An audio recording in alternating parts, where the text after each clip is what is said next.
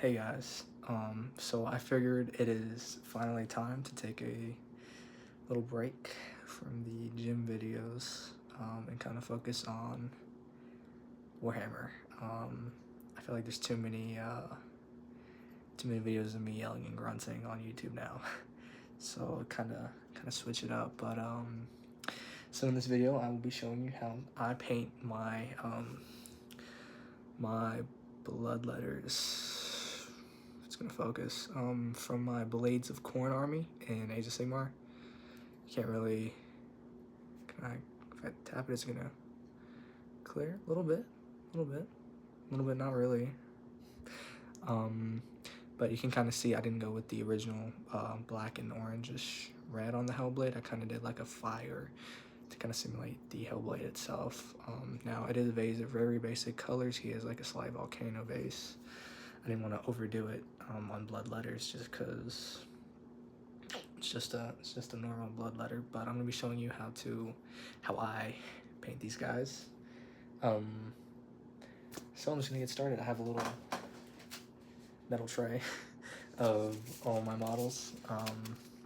The Bloodletters I painted with a Bloodmaster in the front, but I will be picking a Bloodletter to paint.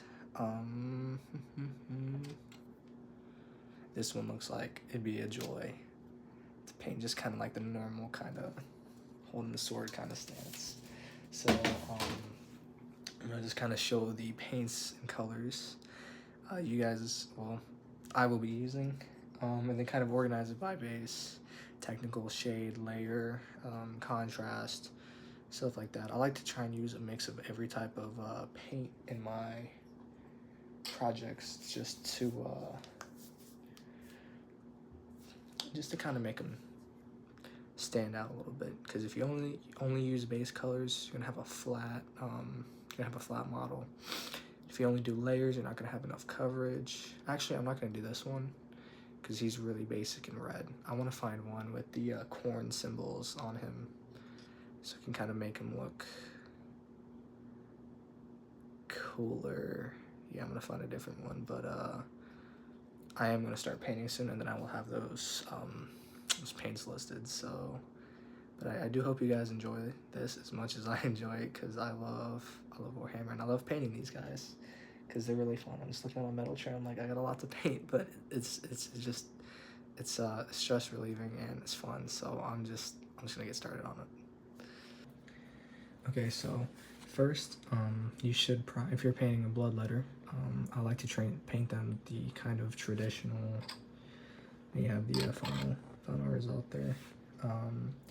The traditional red that they are, and their horns I kind of do differently. I just feel like a black kind of goes with it a little bit better. And then, you know, like I said, the Hellblade, I give it that kind of, I try and give it a fiery look. So to start off with, you should prime the model Mephiston red if you are following the scheme I do. But, you know, the best thing about Warhammer is you paint however you want. So first, I like to get Evil Sunz Scarlet, give it a nice little shake. Just a tiny little bit, nothing too crazy. And now, what you want to do is you want to kind of hit the parts of the model that you want to pop out. So the parts I kind of want to bring out a little bit more, gonna be the arms, tiny bit of the back on the outside, the exterior of the leg, not the interior, not too much at least. Now you may wonder, you know, why don't you do the whole model? I'm going to shade the model in a little bit of Nuln Oil, and it will darken this sort of brighter red a little bit. It's not going to darken the Mephiston red, but it will darken the Evil Sunz Scarlet a little bit and kind of make it a natural blend. It kind of look like kind of lights hitting off, if that is the right way to describe it, which more than likely is not, but in this case we will go with that. So once you get the model to kind of where you want with the Evil Sunz Scarlet, then next you are going to, that's turning into a dry brush. I'm gonna let that sit there for a good minute actually. Let me get this off. So next what you want to do is you want to get that Nuln Oil, which in my opinion is the second best shade. Get a little bit, put it on there, and then you're just going to want to hit it up. You know, mostly in these recesses where you kind of want shadows to be created a little bit. Now, for me, where I want more shadows created is where the muscle definition is. Kind of on that boulder shoulder he's got right there. Kind of in the forearm, the muscles there, where you can kind of see the definition this Demonicorn has. You know, just ever so slightly bring out the definition in these areas here. And you don't want to overdo it. If you do overdo it, that's perfectly okay. You can always unpaint a model and repaint it, or if you like the way it looks with sort of darker recesses, you can always leave the model like that, which in some cases I have been known to do.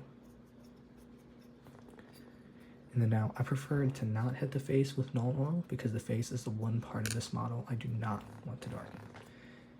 And you guys will see in a second just why that is.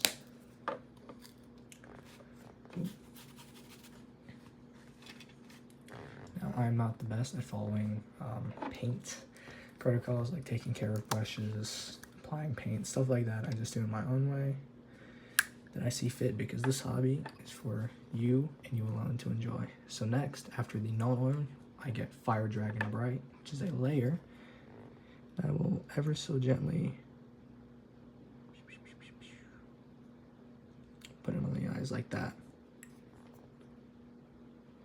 Scared to do this one right here.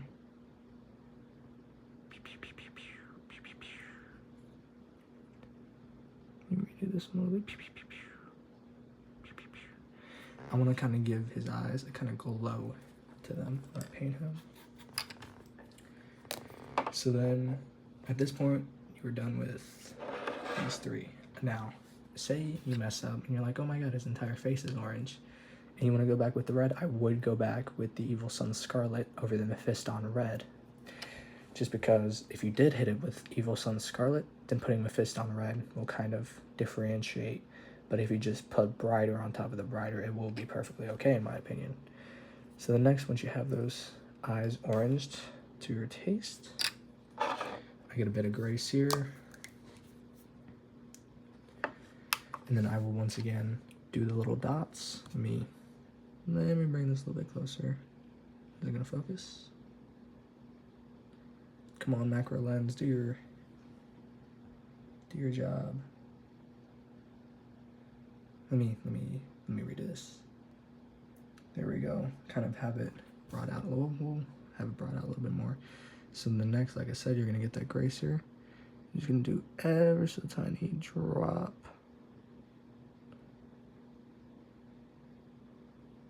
I did not get enough gray Seer on that drop actually to create any type of effect I would like. And then you're just gonna ever so gently. Oh, and I messed that one up. Kind of try and hit the eye dots.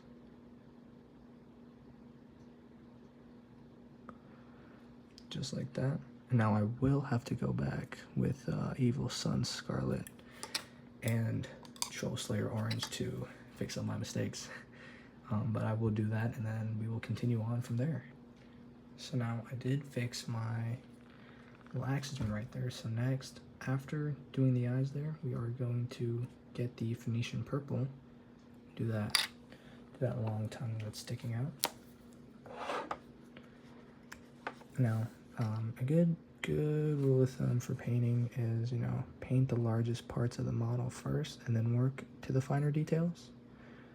But I just like to do an entire part of a model at once. And for example, that entire part being the face. So we just got to get the full coverage on that tongue. I will definitely 100% fully paint this face first before I move on to the Hellsword or the rest of the model. I'm trying to think. I am actually missing 2 paints. I will definitely put those into the paint list of paints I need. 3 paints, actually. But next we're gonna get the Ushabti Bone for the teeth. Just ever so gently, just kind of graze it along the teeth there.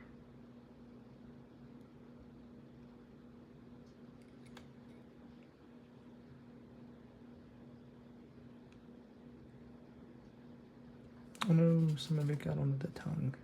That is perfectly okay, because we can, luckily, just paint right over that accident. See, it's kind of hard to try and paint because I'm trying not to just like look through my eyes. I'm trying to look through the camera. And that is not something I am quite used to yet.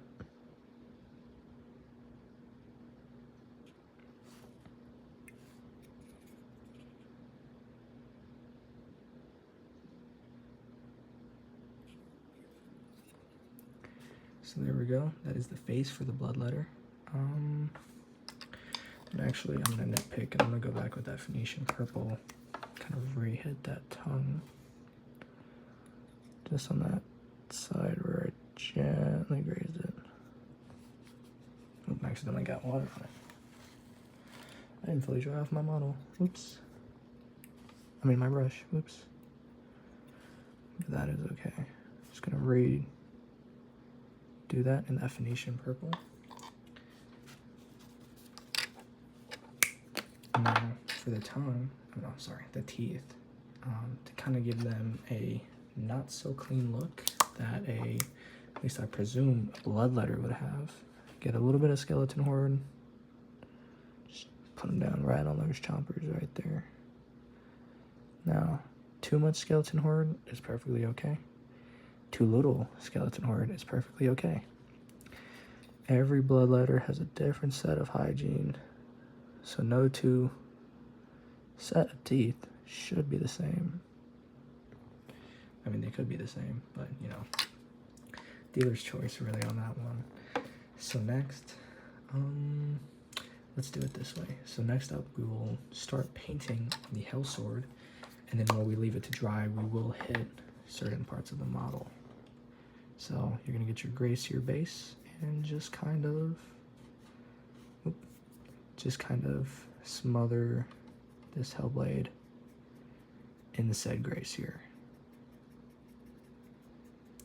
Now, usually I like to kind of bring the brush this way to kind of help when I do apply the contrast paints to kind of give them that fire shooting out of the sword. Now, I'll start off this way to help get coverage everywhere. Then once coverage is everywhere, then I'll start from the base of the blade and then work my way up. Try and get that fire-like effect with just the gray Seer alone. So now while that is drying, we are going to get a smaller brush and hit up certain parts with Black Templar. Now you may wonder why we're doing it in Black Templar.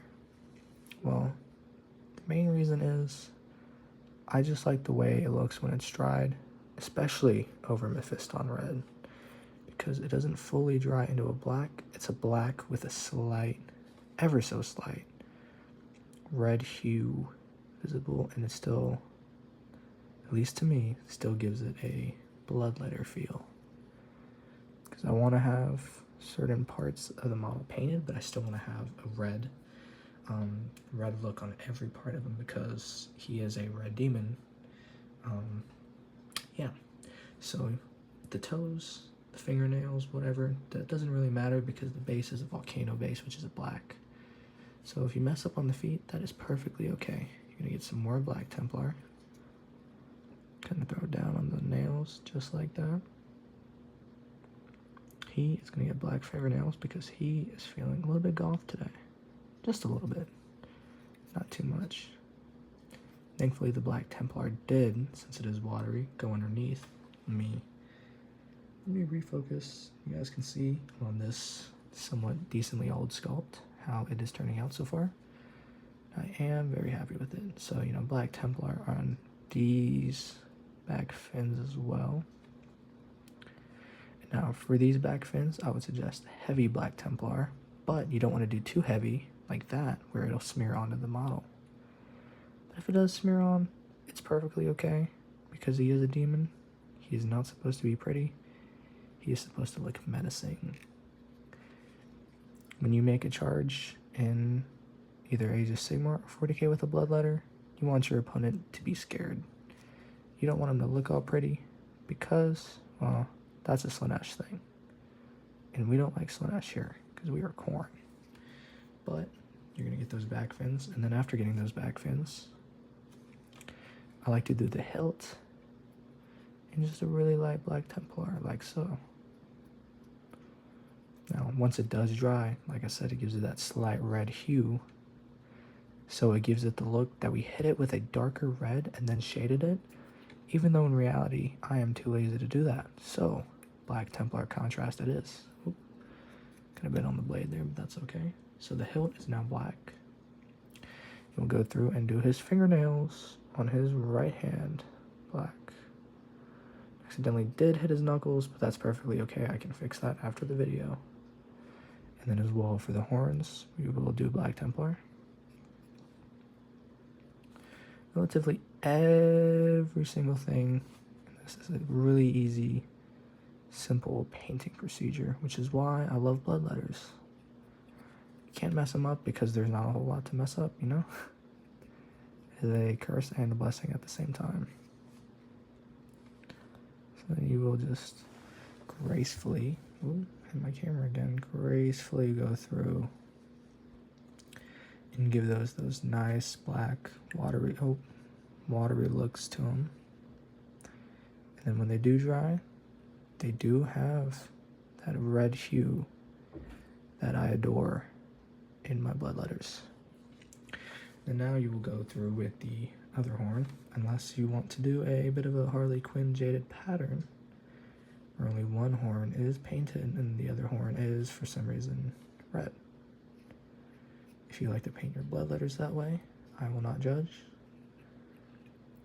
Oh, maybe just a little bit, but not too much.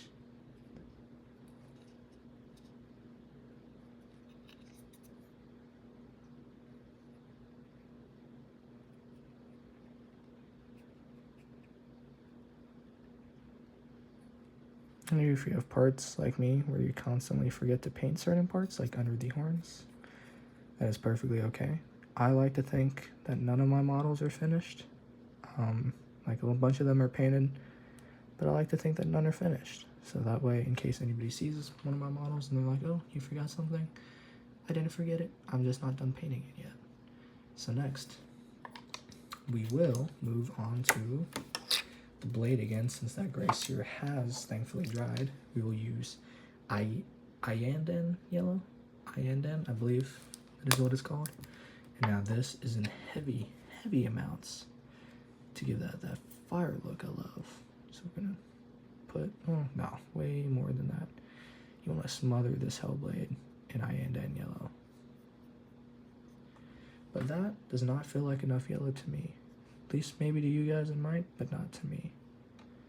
I mean, this Hellblade will be smothered in Iyanden Yellow to give it that nice, cool, fiery look. And since it is a contrast and it is watery based, it will naturally glide off of the indent of that blade there, and it'll create kind of more orangish yellow up there and a kind of lighter look down here, which I don't see fires too often, so I'm not too sure how they should look. But I do like to believe I do a good job of, well, a decent job of recreating that flame look on these plastic swords. And just bring it towards the edge of the blade there to create that fire look. Now you will want these to dry, so I am going to take a brief moment for these to dry, maybe about 2-3 minutes, and then we can come back and then we can finish up the model, because these things are ridiculously easy to paint. So I will see you guys soon. So boom, boom, boom. Now this didn't dry up here like I wanted to, but that's perfectly okay because next we are going to get Gryph Hound Orange. There we go. Now, kind of briefly smother it, and then ever so gently, I cannot stress this enough, this is the most important part of this model. You're gonna just kind of drag it towards, from the middle to the edge of the blade, like so.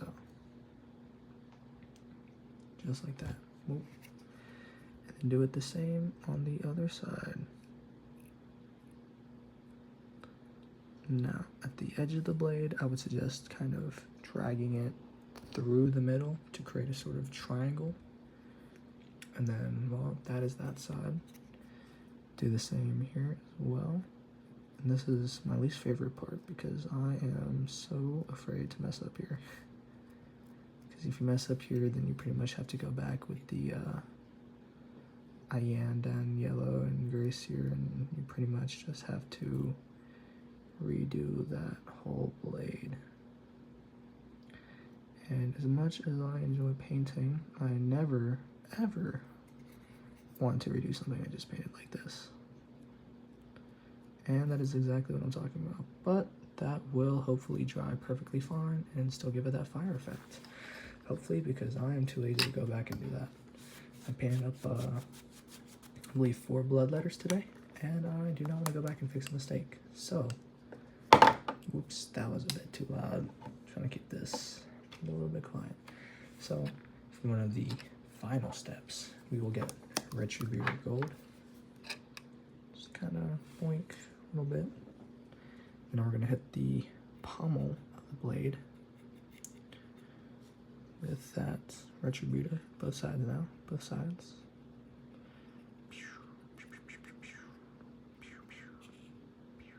Just like that. And now we will hit the, I believe it is called the guard of the blade, the sword. I'm not too knowledgeable on swords.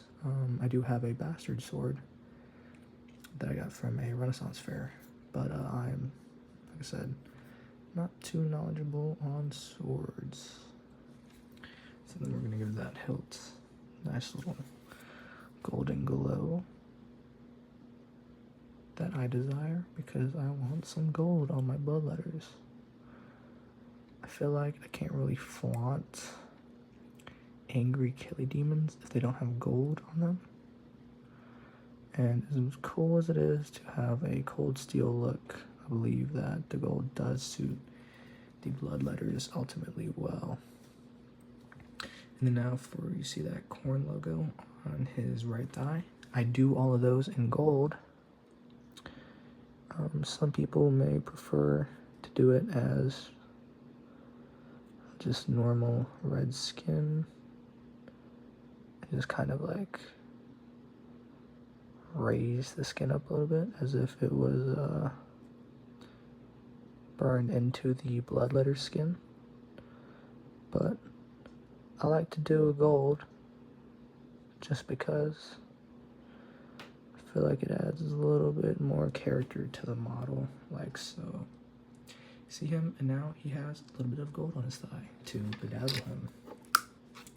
So next step, we are going to get this giant brush, and we are going to get, oh, left it up here, Mordant Earth, and what is it, Corvus Black. Now, these two colors, mind you guys, actually, Fire Dragon Bright. We're gonna get that with the large brush. Get it on the corner of the brush there or so, and then just kind of put it, just kind of put it wherever you would like on the base to have a more fire effect from the volcano we were about to do actually. Now that I think about it, I actually did miss a spot with the Black Templar, and I'm sorry to backtrack on you guys, but I want this model to be complete. Well, you know, my version of complete until somebody tells me I missed something. I don't know if you guys can hear, but I think my cat wants to be let inside my room. I'm gonna let him in after this. I just got back from a Middle Earth strategy battle game, and my models are littered over the floor, and I would like for him to not eat one. So next, Mordant Earth, and now this is a technical, and the more you apply, the more crackle effects you get. Like that crackle with that orange, that was a giant fat blob. So, in order to get that nice crackle, giant fat blobs over the mix of the orange and red right there. So that when it does dry, boom, you will get an amazing crackle. And the rest of the base you can do just if you want, you can do it in a chaos, well, no, sorry, Abaddon Black or Corvus Black, just because that way you won't get crackle effects everywhere, or, you know, just to kind of differentiate the black on the base to kind of make it look more exclusive.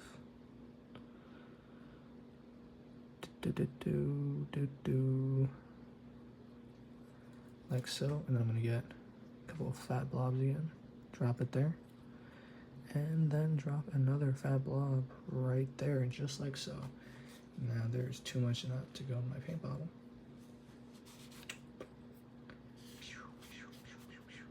So now I'm gonna let that dry for 2 or 3 minutes, whoops, and then I will hit around the base, kind of right there with Corvus Black, so I can stick with the dark look of the volcano without getting the Mordant Earth crackle everywhere. So I will come back whenever it is dried, and we will finish off the model there. So you can see here, it is taking a long time to dry, but it is starting to get that crackle effect I'm after. So the next step to finish out, the Bloodletter is get a lot of Corvus Black for the rim of the base, and then you're just gonna brush it on, just like so. I need a lot more than that, actually. I need that much. Yes, there we go.